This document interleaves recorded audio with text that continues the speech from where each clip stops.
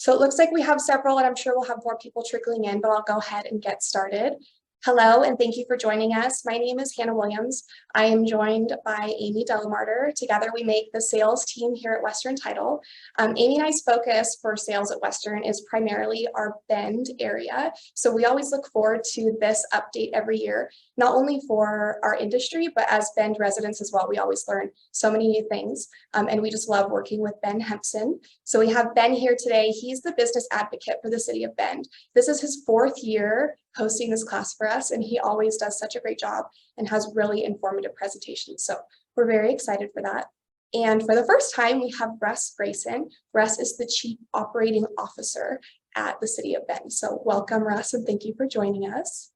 Just want to say thank you to the both of you for taking the time to be here today, and also for the time that you put together for the presentation you have. I did get a sneak peek at the presentation, and there's a lot of really good stuff in it. So without further ado, Ben, I'll let you take it from here.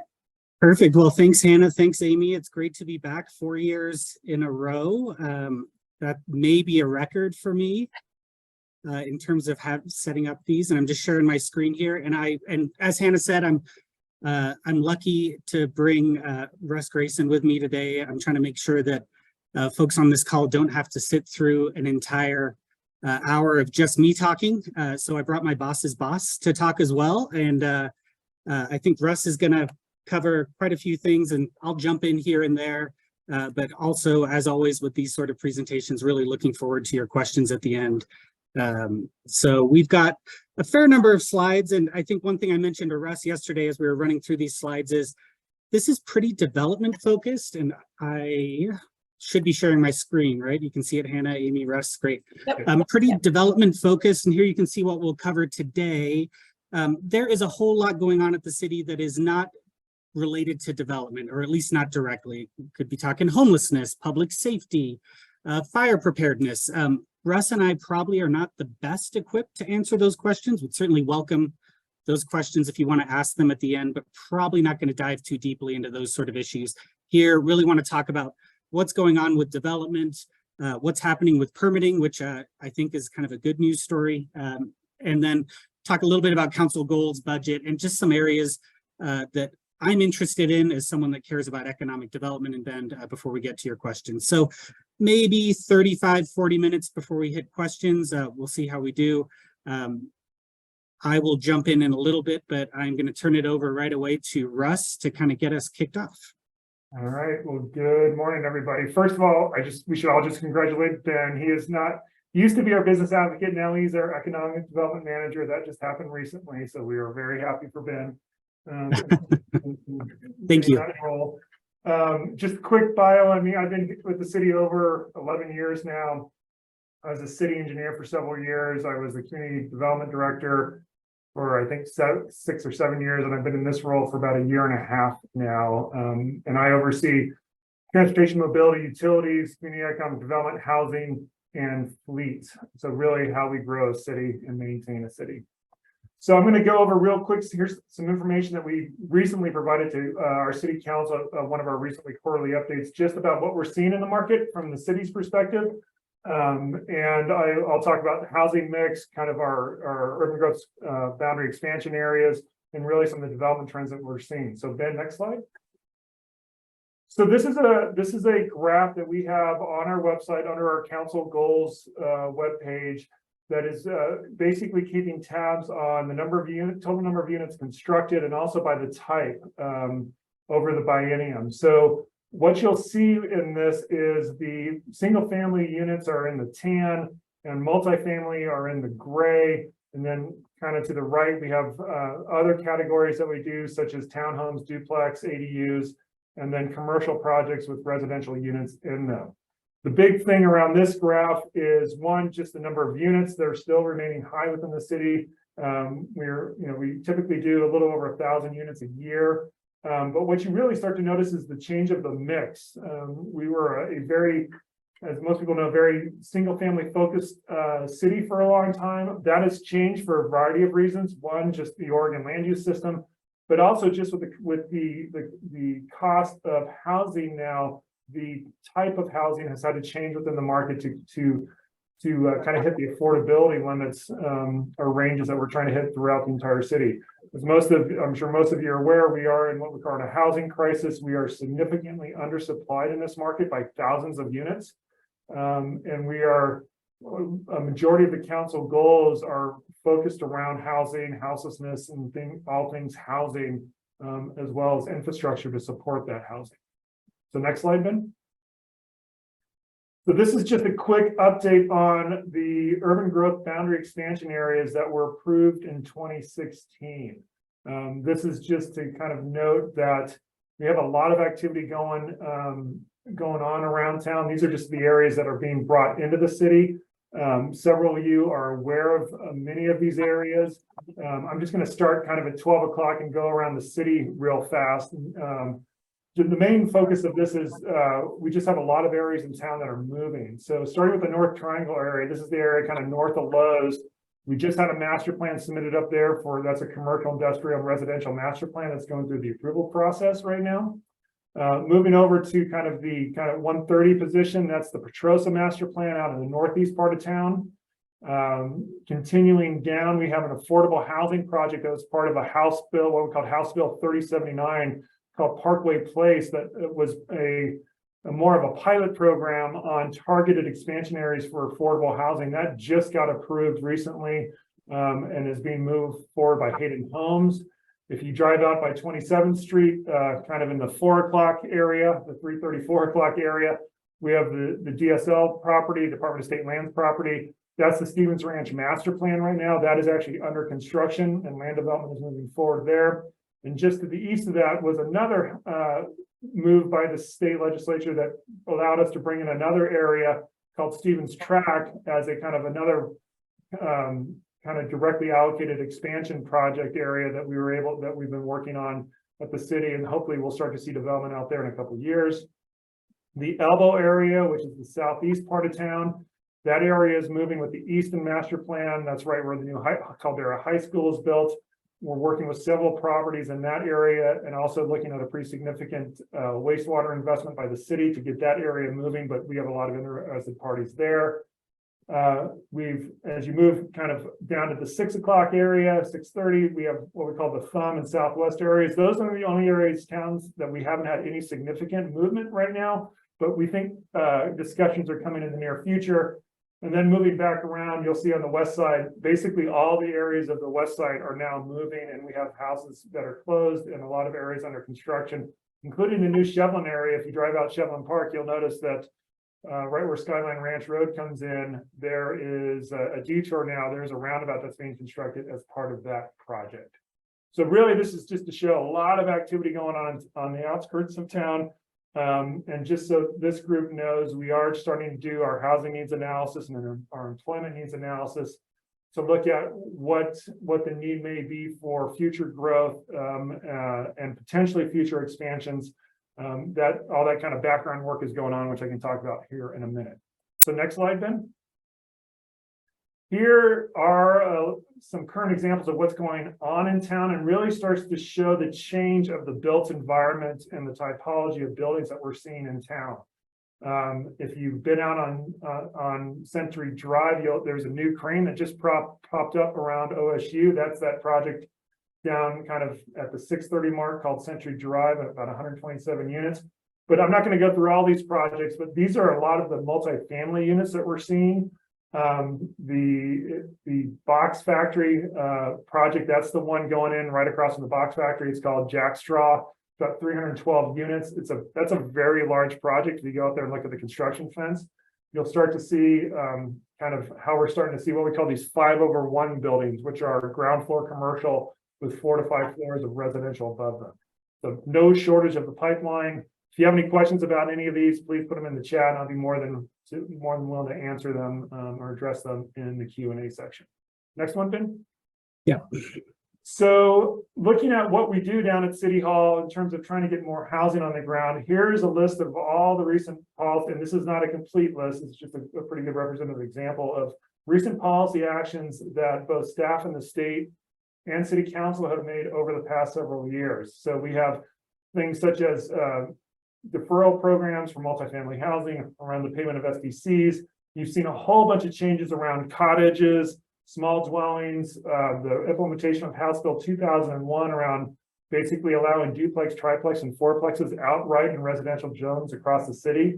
When you see SB or HB, those are all state level initiatives that have been basically done either at the macro state level, or if you look at the House Bill 3318 and the House Bill 4079, those are direct Bend legislative actions that were done to help support growth in Bend.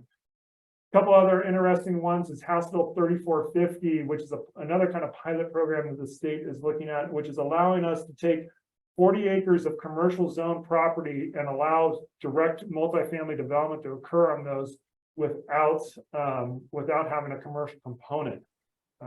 We've had a couple areas that are starting to use that. It is limited to only 40 acres. So if you know of anybody who might be interested, I would ask them to contact our planning department and have conversations around that. And then we're also looking at tax exemption programs around multifamily and nonprofit developments.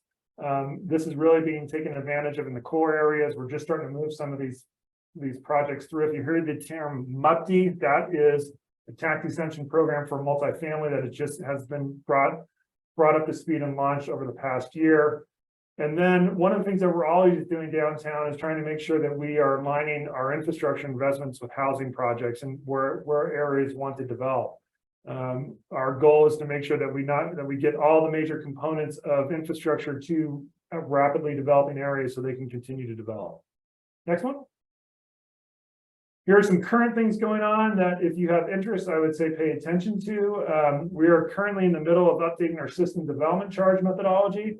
We are looking at several things. It's a very large project that we have underway. We're looking at new base rate charges and methodologies for our transportation system as well as our water system. And then we're also trying to find a different way to implement those SDC charges across all the different categories that we have. If you've ever dealt with our SDC fees and our fee schedule, especially around commercial projects, it is not the most intuitive system that you can see. We're trying to simplify that and make that much more understandable to the general public. We're also looking at potentially expanding the SDC deferral program to other types of developments as well, which basically means you can pay your SDCs prior to the certificate of occupancy instead of trying to pay them up front with your permit fee when you pull your permit for the project.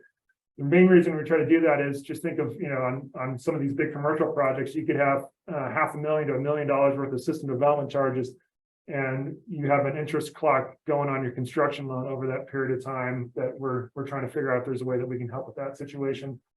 Ben's going to go a little bit more into our dashboard for review times here. So we're trying to be more transparent in terms of our review timelines, because we know that's been a hot topic, as well as our software. We could do a whole hour discussion on the issues that we have had with the software and the improvements that we've done around that. It's becoming less and less of an issue, but we have done significant upgrades to the software and continue to do refinements to make that a better process and a better experience. But as Ben will show, I think we've worked through the majority of the major problems with that, and our review times are starting to reflect that as well. And then we're always trying to figure out better ways to coordinate downtown between all these different types of projects that come in between like affordable housing, large scale projects, master plans, dealing with all the houselessness and shelter issues that we have, because we want to make sure that, our team is really here to help move development through the city. If someone's trying to make a big investment in the city in the right place at the right time, and has the right project, I kind of feel like our team is here to help you through that process and make sure that we make sure you understand all the parts and pieces and all the coordination that needs to be done. Council is still, and Ben will get into this a little bit around the council goals, but there's still a lot of focus around housing. We just launched a new middle housing policy work plan with an additional staff member, trying to figure out how we can help get more middle housing on the ground. And then there are always development code updates going. One, we're updating the code based off of some requirements from the state around clear and objective standards for any type of housing development that comes in.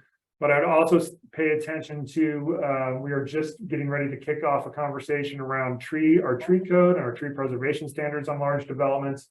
We're not quite sure where that's going to land, but it's definitely going to be an interesting conversation in City Hall over the next 6 to 12 months. Next one. And that's Perfect. what I have on the major stuff. I'll turn it back over to Ben to talk about permit turnaround times. All right, great. Yeah, well, Russ kind of teed this up. I think if I was to sum up how permitting was going over the last few years, it would be not good. We were really kind of missing the mark, and that was due to really a ton of issues kind of hitting the city of Bend and the community-wide, the whole community all at once. So first one, of course, we had a pandemic. We sent most of our staff home, and it's really a testament to our IT folks that we were able to kind of handle that and not be brought to our knees. But the bigger issue beyond that was we switched to CityView, a new permitting software system, and really ran into a lot of issues around implementation there. I think that's not unique to the city of Bend. That is something when any sort of large organization, and I staff the city's economic development advisory board that discussed this, when any sort of large organization makes a shift in their major software systems, they really run the risk of having some big issues with any sort of product they put out. And a big product that we put out, of course, are permits. And then finally, the third issue was permit applications didn't stop during the start of the pandemic, that first year and a half. If anything, they increased probably to a level, and Russ, correct me if I'm wrong here, certainly since I've been here in 2016, we were operating at a level of permit applications that was on par with anything we saw in our run up out of the Great Recession, both in terms of complexity, but also a whole lot of folks, I think, just putting in for residential improvements, TIs, that sort of stuff to improve their business or their home. So all of those issues kind of came together. We had long turnaround times, and I think more of an issue that I saw in dealing with businesses and development folks was unpredictability in terms of when that permit would come out. It's never good to plan on a 4 or 6 month turnaround time on a permit, but it's tougher if you're planning on 4 and it ends up 6, planning on 6, it ends up 8. So like I think I alluded to at the beginning, a little bit of a good news story here. So really this has been a focus for the last 3 years, but really it was in the fall, winter of last year where we'd kind of got CityView, our permit software system, to a point where it was stable enough, predictable enough, spitting out the data we needed that we could actually start having discussions around improvement, like going beyond just the fundamental improvements that our staff needed to turn out permits, and more what the development community needed as well. So my boss, Colin Stevens, our community and economic development director, pulled together a couple of focus groups back in December of 2022. You can see what those workshops looked like and who attended up here on the screen. I was lucky to sit in on both of them.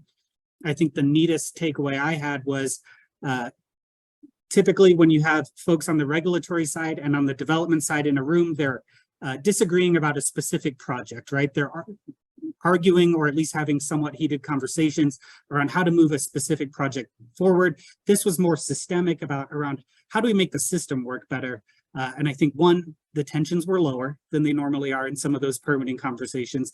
But two, I think there was a lot of understanding that sometimes gets missed in discussions around specific projects that we're all on the same team, right? We need permits to go out, one, to employ the folks that turn around these permits, but two, just to move council goals forward around housing, around economic development, and also just to meet community expectations around projects we want to get out the door. So we had these focus groups, really led to a whole slate of permit process initiatives. You can see some of them on the screen here.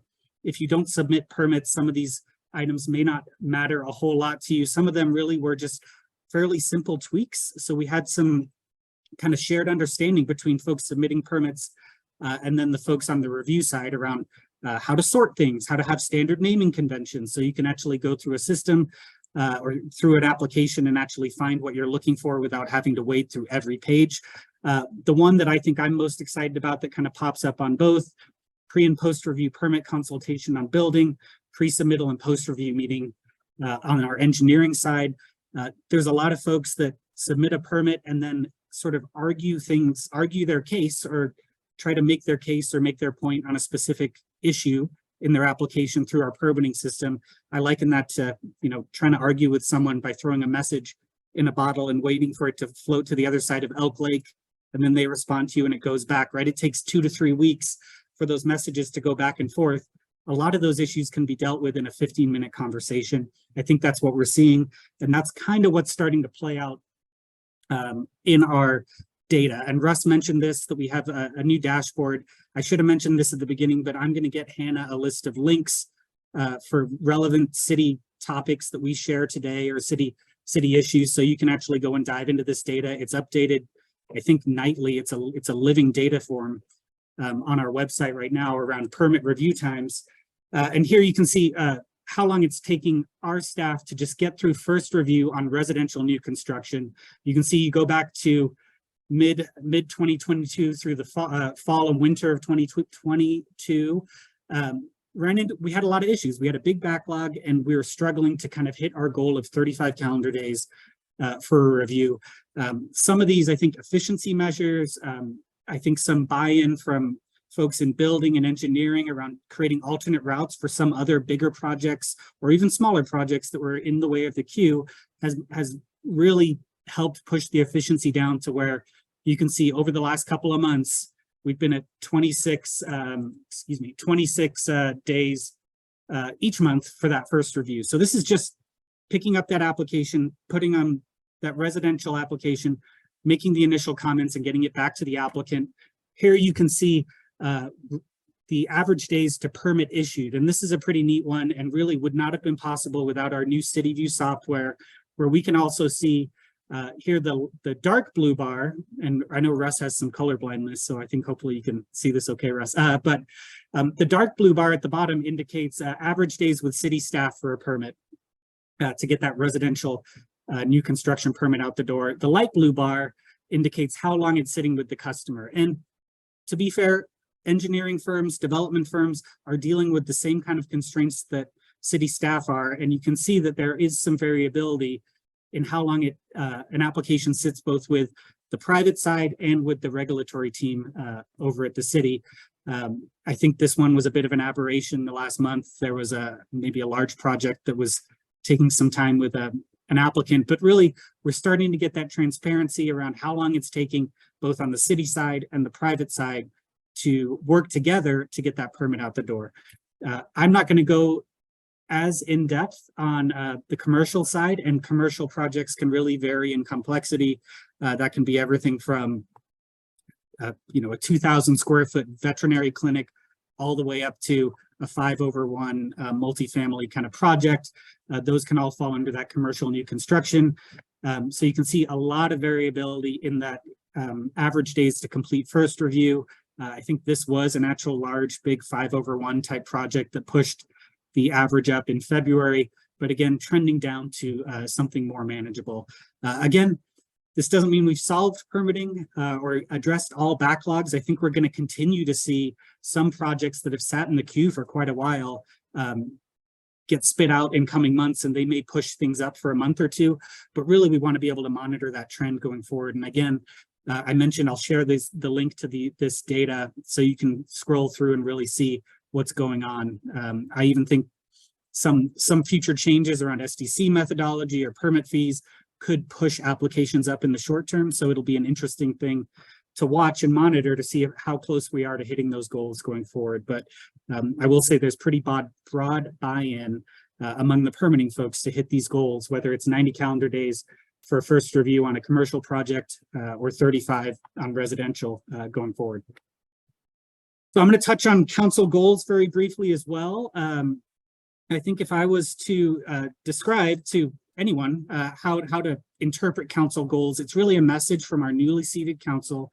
They were seated in January of this year for a 2-year term, a message on what they're going to focus on, right? And those goals, and you can see a brief snapshot here of kind of the 5 areas that they're focused on in those colorful kind of swirly box things. It's really a message. This is what we're going to focus on. Their goals trickle down through the organization. They're tied to specific staff members in some cases. I mean, I have at least one council goal that is incumbent upon me to kind of move forward in the next 2 years. Those start higher in the organization. Russ typically sponsors the operating area goals and really works with his staff below him to make sure they move forward. And this is throughout the organization. So I would describe these goals, 1, a message from council, but 2, an indication of where we may be trying as a city to bend a curve on a graph, right? Are we trying to add more housing than we normally would? Are we trying to pave more lane miles than we normally would in a given year? This isn't necessarily about the real fundamental work that we do. We're still going to have police. We're still going to have firefighters. We're still going to fill potholes, all those things that we're still going to maintain a sewer system. This is really what are the incremental efforts that go above and beyond that foundational work that we're going to commit to in the coming years. I'm not going to go through all the goals. I did just want to touch very briefly on a couple of things here that I made notes here because I'm not great on all the council goals. There's I think 30 or 40 of them, right, Russ? Sitting in there. But I did want to touch on the ones focused on economic development. Here you can see the overarching themes or strategies. There's some kind of more measurable goals below them. The goal I have is creating and getting council adoption of an economic development strategy in the coming probably 6 to 8 months. That's going to be part of my new role as the first initiative is in my new role as economic development manager. There's also initiatives around housing. Russ alluded to this earlier, but looking at how or if we may be able to expand the UGB, that's embedded in here as well. And on the right, these potential metrics were run by council just last week at their most recent meeting, really to talk around, okay, if you're moving the needle on affordable housing and sustainable development based on these strategies, what do the metrics look like? And you can see percent of total housing stock that's affordable, permit processing times, are we meeting our marks there? These are the ones that council is going to be looking at and is going to really have embedded on their dashboard to show if they're hitting their goals or not. Very similar story on transportation and infrastructure. I included this one because it aligns pretty well with what Russ is going to talk about next around budget. But there is a council goal around improving our transportation system. We have a big GO bond. It doesn't hit them. It's not going to fill the entire budget gap that we need to fill. So we're looking at future revenue options. What's our pavement condition index? That's very generally the grade of our pavement across town. Everything is graded on a 0 to 100 scale, 100 being very good. And then this council, I think, has been very clear. They have a big interest in alternative transportation. So really some metrics around that as well. And then there are some utility and wastewater, stormwater goals in there as well. Probably not talking too much about the utility department today, but if you're thinking economic development, a real fundamental part of being able to build any sort of economic development expand industry here in town is having water and sewer as well. So we won't touch on it today, but that's embedded in this goal as well. So Russ, I'll turn it over to you on budget. All right, thank you, Ben. So if anyone is interested, you're more than welcome to join me and City Council and the Budget Committee on second nights of budget deliberations tonight. We had the first night last night. Second night is tonight. It'll go probably to about 9-10 o'clock. So if you have nothing to do this evening, just go to our website and tune into a very fun conversation around the budget. So we do a biennial budget. As you can tell, we're in the middle of it right now. That budget will get formally adopted by council in June, at their second council meeting in June, and then it will go into effect on July 1st. That will include some fee increases and some other things that are going on that are being discussed with the budget. I'm not going to go into all those details here, but this is kind of usually our big round of budget discussions and talks around what we're trying to do in relationship to council goals, and also how we just are going to operate within our organization. So next one. So just to kind of ground everybody, because I know everyone always asks the city to do a lot of things, and we have a severe revenue issue, as we've always had with Bend. We are locked in by certain measures 5 and 50 at the state level, which does not allow us to raise our tax rates. And we have the second lowest tax rate in the state, the lowest tax rate with comparable cities of our size. So that becomes a very big fundamental challenge for a rapidly growing city of how do we keep up with the pace of growth, and then how do we fund all the different, policy objectives and programs that both the city council and the community want us to do. I'm going to focus in on transportation, as that's really going to help define the problem. But no, this kind of goes across all the different kind of operating departments within the city. Just as an example, if we had the same tax rate as Redmond, we'd have about $10 million more in our general fund than we do now. That's just kind of a kind of high level talking point around just the state of our kind of our taxation. The next one, Ben. So there's always a lot of discussion around where do my property taxes go? Why can't we use, I pay my taxes, why can't you do X, Y, Z? So this is just a quick graph on kind of where the money comes from and where it goes. So the majority of the general fund revenue, which is basically our biggest pot of discretionary funds that we have at our city, we have non-discretionary funds such as your utility rates, the utility bills that you pay, that goes to pay for our utility department. When you pay permit fees, whether they're building, planning, or engineering, they actually go into separate funds within the community development department to pay for that staff. But when it's discretionary funds, that's where property taxes make up the majority. We also get, as you can see, funding from our transient room tax, franchise fees, which are basically fees that are paid by, when you think of Century West or Cascade Gas or any of the kind of telecom agencies, bin garbage as well. We even assess franchise fees to our utilities. Basically, you're leasing the public right away to run your infrastructure, and we receive revenues from that. And then we have other revenue sources, which we're not going to go into here, that make up another small percent of it. But what's important is when you look to the right of where does all that discretionary money goes, the majority of it goes to police and fire. Almost 75 to 80% of our discretionary funds go directly into public safety. And that leaves all the other operating departments kind of going after the remnants of those discretionary funds. The majority of it goes into our streets and operations, which we'll talk about more here around the world of transportation.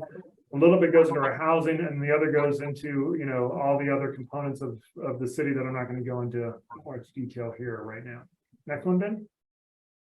So we're going to kind of just focus in on transportation because I know that's something that everyone lives with every day. First thing we want to say is thank you for dealing with all the detours and construction.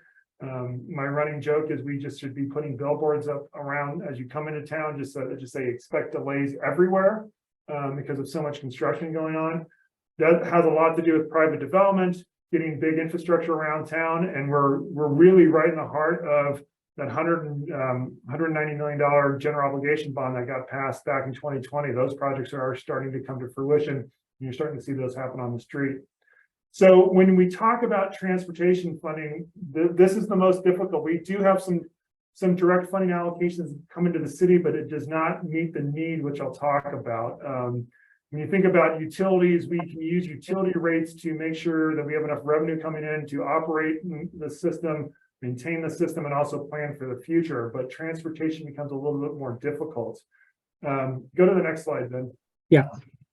So this is kind of the macro view of this comes directly out of our transportation system plan, which was just done a couple of years ago, that shows what our estimated funding need is for the city over the planning horizon, which is 20 years. So over the next 20 years, and this hasn't been adjusted for inflation, we need about $1 billion of investment in the transportation system, which includes about $120 million of just operations and maintenance funding, which we are struggling to get on a year-to-year basis. When you look to the right, what that is showing is we've got about half of that overall estimated funding need available through our existing current revenue sources and the big bond that was recently passed. But we still have a gap of about $500 million in our transportation system that we are trying to figure out. To put it into another kind of perspective or talking point, I've been here for over 11 years. Since I've gotten here over the past 10 years, we've already invested about $1 billion into the city. So I always like pausing at this moment and think about that for a second. For a town of 100,000 people, we've invested $1 billion in infrastructure over the past 10 years. And we have about $1 billion more to go over the next 20 years just in transportation.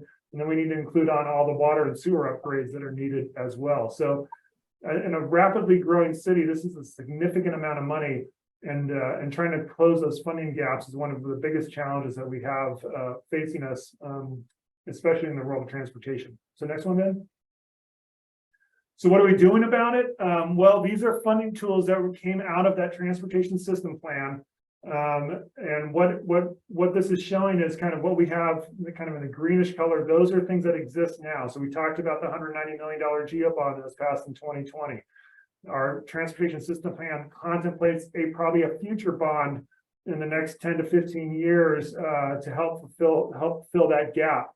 We already have urban renewal funding, which is basically a taxing district where you take the tax increment of new development, think of like the core area of town, and we can reinvest that in building infrastructure in those areas.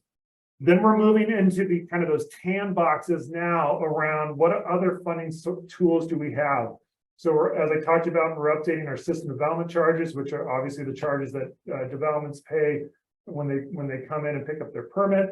And then you're going to be hearing a lot around what we call the transportation utility fee or the transportation fee, which is another funding source, which is an action the council can take, which basically puts another fee onto your utility bill to raise revenue for supporting both the operation and maintenance needs of our transportation system, but also the desired programs that a lot of the community want, as well as potentially another revenue source for capital. We're going to be having a lot of public outreach around that over the next 6 months, with hopefully bringing a decision point to council by the end of the year on how we want to look at implementing that transportation fee. And then you can see below, those are in kind of that bluish gray. Those are other funding tools that were proposed in the transportation system plan that we will also probably be talking about, both in relationship with the transportation fee, but also after that. Some of these you can see were kind of targeted around the question of how do we try to collect revenue from the impact of tourism that we see in town. So that's when you see like the seasonal fuel taxes or potentially targeted sales taxes around food and beverage. We're not saying that we're going to do any of these things, but it is the tools that are available to help fund our transportation system. On top of all this, we are actively chasing grants at the state and federal level. I'm sure you've heard of those infrastructure bills that were passed at the federal level. We are pursuing several grants right now. We've received some feedback on a couple grants. We did not receive them, but we're going to continually try to find every funding revenue source that we can to bring in to help build infrastructure. Next one, Ben. And that's me, right? Yeah, so I'll turn it back over to you. And again, a lot of information here. We're more than willing to answer questions during the Q&A about, if you have any specific questions about what we're doing, I'm more than happy to talk about it. Absolutely. Yeah. And I'm going to wrap up with a bit of a potpourri on just some trends, issues to kind of keep an eye on. And Russ already touched on one, and that's the 2020 GEO bond. I'll share a link to this dashboard. But really, I think the big thing to know so far is, what are we looking at here? 5% of budget having been spent, but 50% of the projects are kind of starting to move through the design process. So Russ already touched on it, but holy cow, we're going to have a lot of construction going on, both on the public and the private side, whether it's city projects, ODOT, or on the private side in the coming years. I will share a link as well to the city's weekly road and traffic report. I certainly rely on that a lot. There are tons of detours all around town. Don't anticipate that changing very soon. Although I should give a plug. I think Newport opens this week or next week, Russ? It should be opening by the end of the week. Yeah. So I know that's one I hear from a lot of folks that are eager for that one to change or to open up. So Wilson and 15th just opened up last week. So. Yeah. So we understand folks are putting up with a lot of construction, but sure feels sweet to drive on those fresh roads, right? I'll move on beyond the GEO bond. Really just want to touch briefly on Juniper Ridge. A lot of folks, I think, there's this notion of sentiment among the public that Juniper Ridge has been a failure, but I think by and large, and this is the 500 acres of industrial land that the city owns in Northeast Bend, certainly in my time here, the last 7 years at the city, we've seen a renewed level of interest in new development up there. We have a number of large kind of corporate campuses that are either under development or have been developed, Les Schwab, Suterra, Pacific Power, a large bioscience firm, all locating up in Juniper Ridge. But where they all are, and even the city's potential or city's public works campus as well, they're all located here in this southern shaded portion. And all of these lots have been sold. The big change we've undergone in Juniper Ridge over the last maybe year or so has really been this philosophical shift from the city as a master developer to the city as a patient landholder of industrial land that can then sell that land into the private market at a time that works, right? That we know private industry is ready to act on and turn that land over and get it developed. So instead of us carving out single lots going forward, we're really working through a process right now where we will be carving out 20 to 30 to 50 acre lots, or tracts as we're calling them. Think in this area over here, and even in this area down here, these unshaded areas of Juniper Ridge. I'm assuming you all can see my mouse. We're gonna carve out those tracts and really go through an RFP process, hopefully this year, where large private industrial development firms can bid on that land and do what they do best, turn that land over quickly and get it into, it'll already be in private hands, but get it occupied by businesses that are dying for space here in Bend.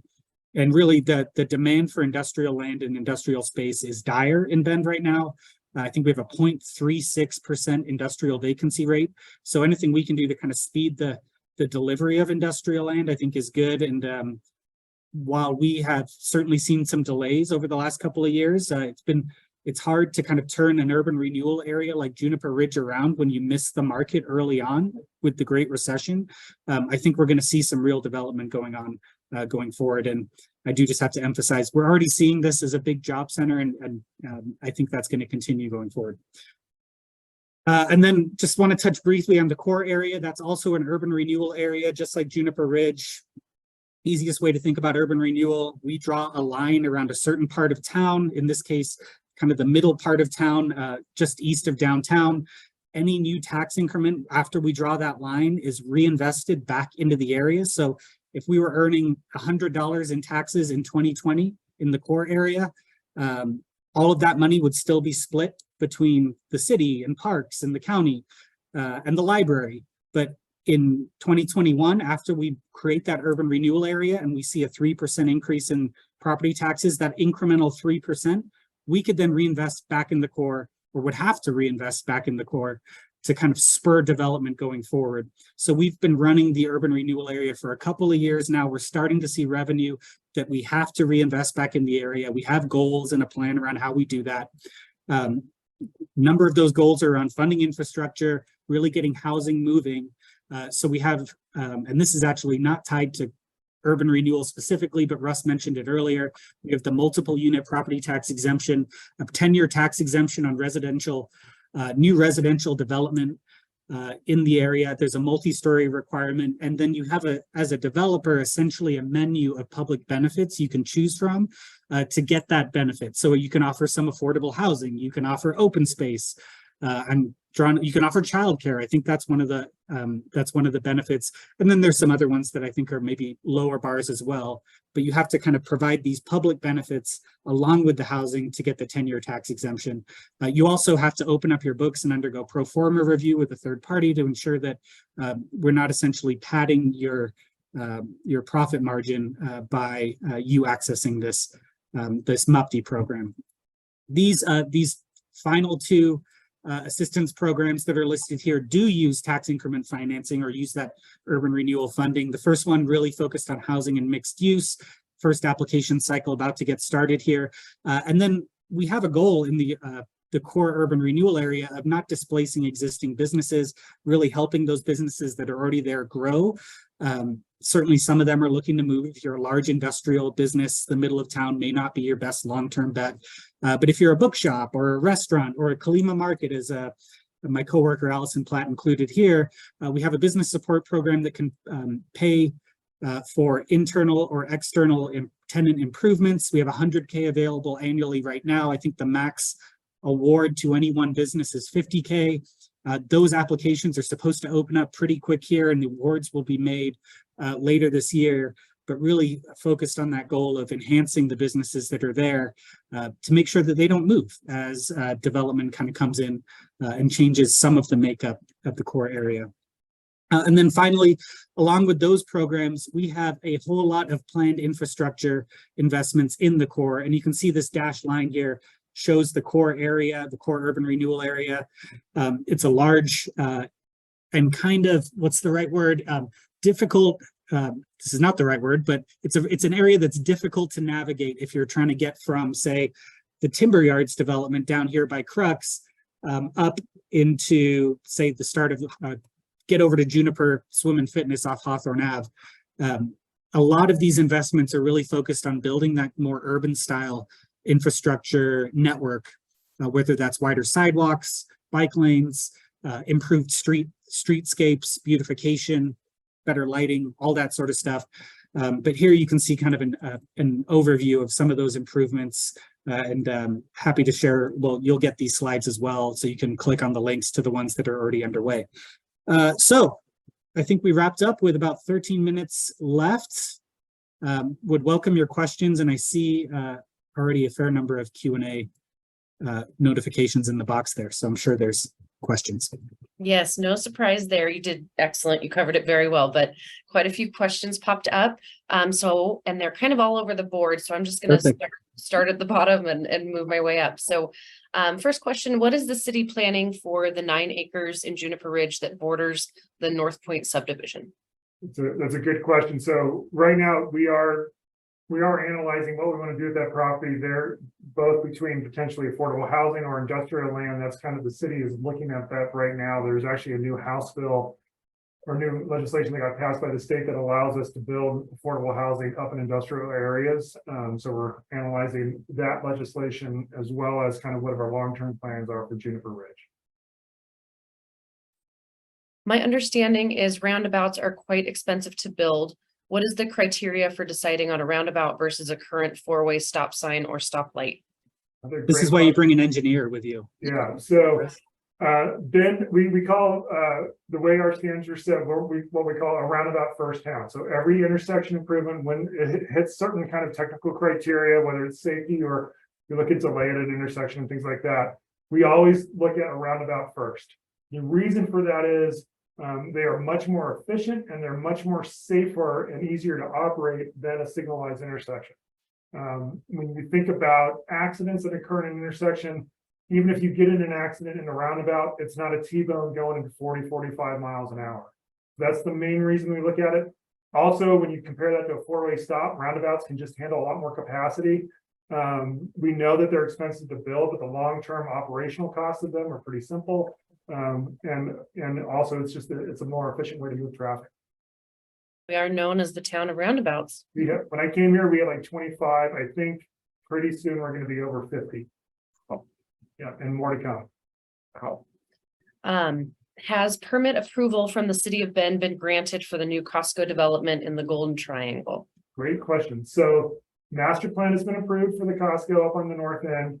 I will tell you, I've been working on that project for 8 years, so literally 8 years. So I think they're moving through their subdivision, the next land use process, which is the subdivision, and then they'll submit the site plan.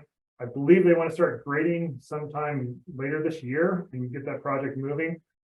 Just so everyone's aware, there was a big negotiation that happened with ODOT, and they did help fund some of the roundabouts that you're starting to see constructed now on Highway 20.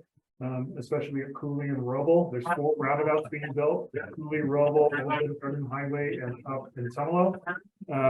So that's part of what we do with these big projects is make sure we've got good traffic mitigation when we come in. The next person gives some examples regarding the Portland metro area, some ways that they've addressed urban growth boundaries, zoning, headway on affordable housing. Is there anything that we copy or other areas that we look to for models to help our model Situation? Yeah, great. Another great question. So the city of Bend at the state level is looked at one of the leaders in the state in dealing with growth, dealing with affordable housing, and dealing with all these different initiatives that are occurring at the state level. So we look at other cities as well to try to model off of them. We do have to preface all that is we do live in Oregon and we do have the Oregon land use system, which is a very unique system. I've worked in other states, and what we have in Oregon is definitely one of a kind, and many states are moving to it. We have also, if you haven't heard yet, there's something called the climate friendly and equitable communities. That is new rulemaking that just came out at the state level, which is, as our growth management planners here have said, it's probably the most substantial change to the Oregon land use system since it was created in the 70s and 80s, which is really encouraging much more density and less expansions, taller buildings, more density. So you're going to continue to see those trends. We are looking at if potentially based off of our need, if we need to expand our urban growth boundary. The basic premise of how this works is the state dictates a population to us. So we know in 20 years, we need to be 145, 150,000 people. And we need to figure out how we can get them inside the current city limits as much as we can, and whatever we can't based off of certain rules and planning kind of methodologies, then we look at expansion. I will also say it is very, very expensive to expand. Infrastructure is the key to all of this. We've had great success in expanding actually getting those expansion areas to move. There's other cities that haven't had the success rates that we have, but it's a significant amount of infrastructure investment to get these things moving. So even if we brought on another 2,000 acres, the infrastructure investment alone to go serve those may keep those from developing. So we're trying to balance all those different competing forces to get different things going. We have a very active affordable housing program. And also, as you see, the typology of buildings is changing in town to try to address that affordability question as well. I mean, we're kind of, unfortunately, I know a lot of people we're moving. Now, we're not moving completely away from single family homes, but the need in the market, especially at certain income levels, is not in the single family territory. And we're really underserved in multifamily and kind of these different types of housing typologies that you're seeing. Yeah, I'll just add too, I mean, Russ is more involved in it than I am, but when it comes to looking at peer cities, even in Oregon, there is this kind of informal mid-sized cities group that city leadership engages with. Think Eugene, Hillsborough, Gresham, Beaverton, Medford, both around legislative priorities and then around kind of shared interests. I mean, so I go to a fair number of state economic development meetings and conferences. We have less in common with the LeGrand, right? But we have a fair amount in common with Eugene or Salem in terms of what they're trying to accommodate, even just on an economic development side. So that's been kind of a cool one to see grow. Like I said, I haven't been engaged that much, but I know Russ is pretty involved. You were in Eugene, I think, last week, right? I was talking to a whole bunch of other kind of similar mid-sized cities. I will tell you, sometimes it may not seem like it because we're growing so fast, but we've got a lot of smart and very talented people down here at City Hall that are trying to figure this out. It is, trying to figure out the housing problem, the houselessness problem, how we get infrastructure everywhere in town.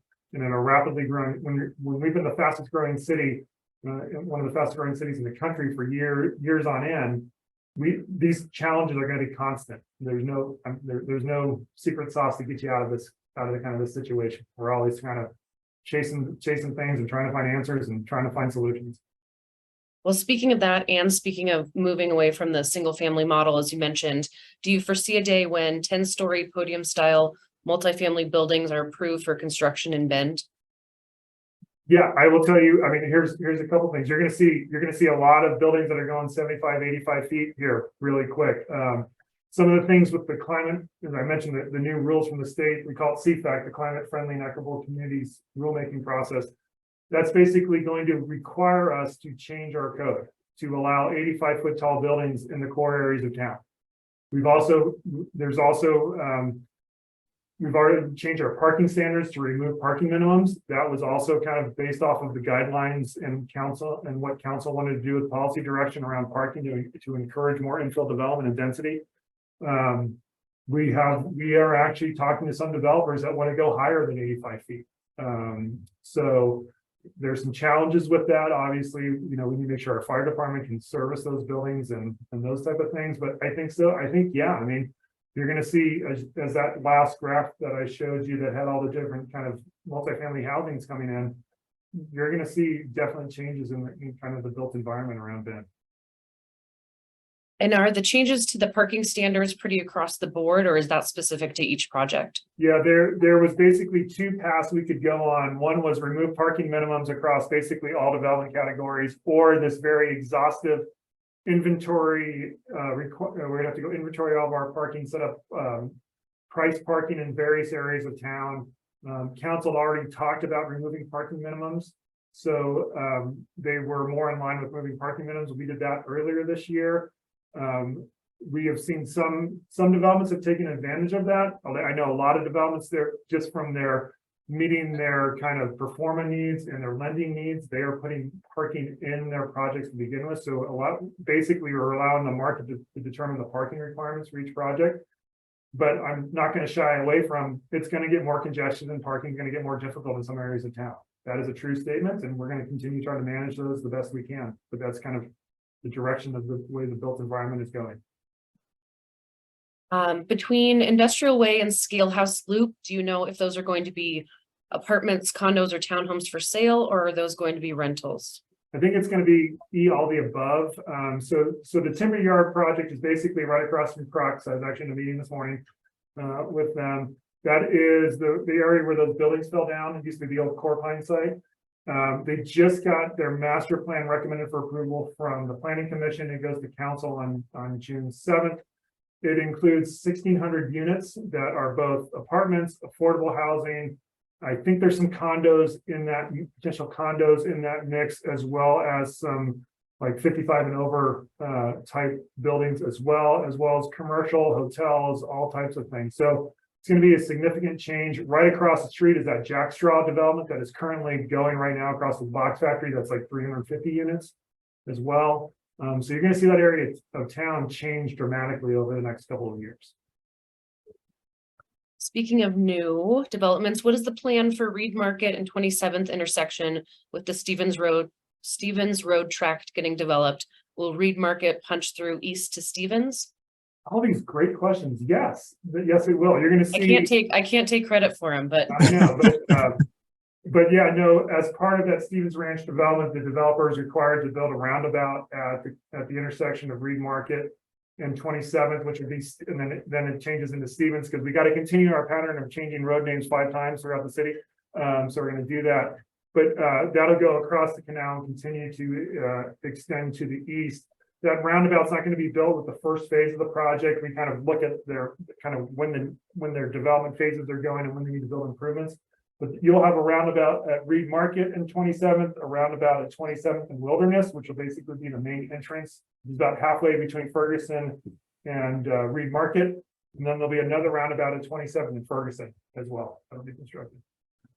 More roundabouts. yes.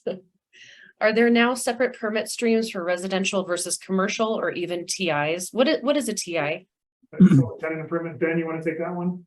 Yeah, so I don't think they're not, the queue hasn't been fully broken apart, but we do have different kind of paths. If you're a very large, a very large 5/1 type development, or even taller than that, we have some third-party reviewers that are kind of pulling those folks out of the queue. They're going to a consulting firm that can actually review those. And then we do have some folks pulling out TIs, tenant improvements. So think about stuff you're doing interior to the building without having to totally scrape the lot and start from brand new. Those are being addressed on the building side by some folks, so they're not sitting behind larger projects as well. So really the expectation is if you get a TI in, you can kind of get it out the door fairly quickly. We know, and even the developers know, if you come in with a 5/1, that's going to be a longer process, but trying to keep those separate as they can be. I think there is some initial intake where they're all being reviewed and kind of triaged, but we are moving in that direction of not having one line snaking out the door of City Hall with every permit just waiting. And what is a 5/1? 5 stories of residential over 1 story of commercial. So think mixed use. You also hear people call them podium style buildings. So a concrete podium with 5 stories of wood over it. Russ, I'm not an engineer. Yeah, I'm saying wood. Yeah. Basically, the first floor is concrete, and then you have the kind of stick built above that. You'll see those. When the Hickson went up on the west side, that's a great example of a 5/1. Is there a plan for Reed Market to get a railroad overpass? Yes, there is. So because we passed the $190 million GEO bond, it's going to take about 10 years to get all those projects built. What we were doing now, like while we were building the Wilson corridor and the Murphy corridor, was to allow us, and we're working on some other improvements right now before we're going to go tackle which is the main project of the bond, which is getting the bridge over the rail at Reed Market. We need to make sure these kind of other corridors were ready to support that. When we go build that bridge, we're gonna have to shut Reed Market down for a significant period of time. But that is the kind of like the keystone project of the bond that was recently passed. Ben, do you also share ideas with mid-sized cities outside of Oregon? Yeah, from a business or economic development perspective, it really depends on the issue, right? So I think back to when we've looked at bird scooters. We don't have bird scooters right now, or bringing Lyft or Uber to town. We'll reach out to cities that may be a little bit ahead of the game. Sometimes they're significantly bigger than us, right? I mean, when Uber showed up in Bend, we were actually fairly ahead of the game when it came to 150,000 resident cities. So we'll do some digging there, and then I end up calling the Montana cities a fair amount, but think Bozeman, Missoula, we've had some of them over and given them tours as well. So outside of the state, yeah, we typically keep it to the Western US just because of they're experiencing some of the same demographic shifts, growth that we are.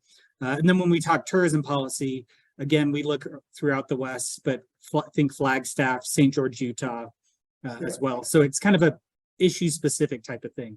Just to give you an example, I'm going to be speaking with people from Missoula and Bozeman at the International City Manager Conference in September, October of this year. That's kind of because we all kind of have similar stories, and we're all in different points of the journeys of going from small towns to mid-sized cities to large cities.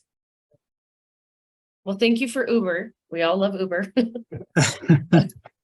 What is the update to the Tall Line development over by Shevlin Park and the roundabout under construction? What will that development include, and do we know the timing of it? So the master plan's been approved for that. I forgot the number of units, but it's basically where the old Shevlin gravel entrance was. So yeah, there's a roundabout going in there at where Skyline Ranch and Shevlin Park Road meets. There's going to be commercial that is going to be right off of that. I don't know what the plans are for that commercial area. And then behind that is mostly residential, mostly single family. But it's under construction now. Imagine the land development's going to take about 12 months. I would imagine house construction is probably going to start sometime next year in that area. Is there a plan to expand the Reed Market and Bond roundabout to add extra lanes? That's another great question. So we've been working on what to do with that roundabout. We know that there are issues with that roundabout. I don't know if some of you, we ran a kind of a pilot, I think a couple pre-COVID, maybe a couple summers ago, looking at, there are concepts of which kind of seem strange, like signalized roundabouts, where you can actually signalize certain lanes of that, because there are certain movements that occur in that roundabout that kind of jam up other areas. But we're also looking at what would it be to double lane that as well. If you go out there and look at it, there's some significant grade issues on a couple quadrants of that roundabout. I don't have timing for anything like that, but that's one of those things that's on our radar that we're trying to figure out the best way to handle it.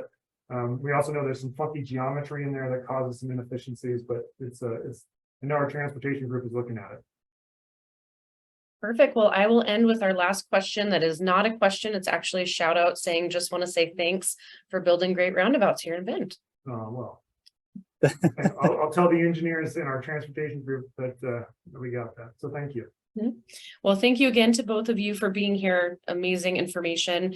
We will be sending out Ben and Russ's contact information if additional questions arise, as well as the slide deck and the recording of this webinar to everyone that's been here. If you're here for CE credit, you should see those this afternoon. And again, we'll be sending out that information at the end of the week. So thank you again. Well, See you Thanks, soon. everyone. Thanks, everybody. See ya.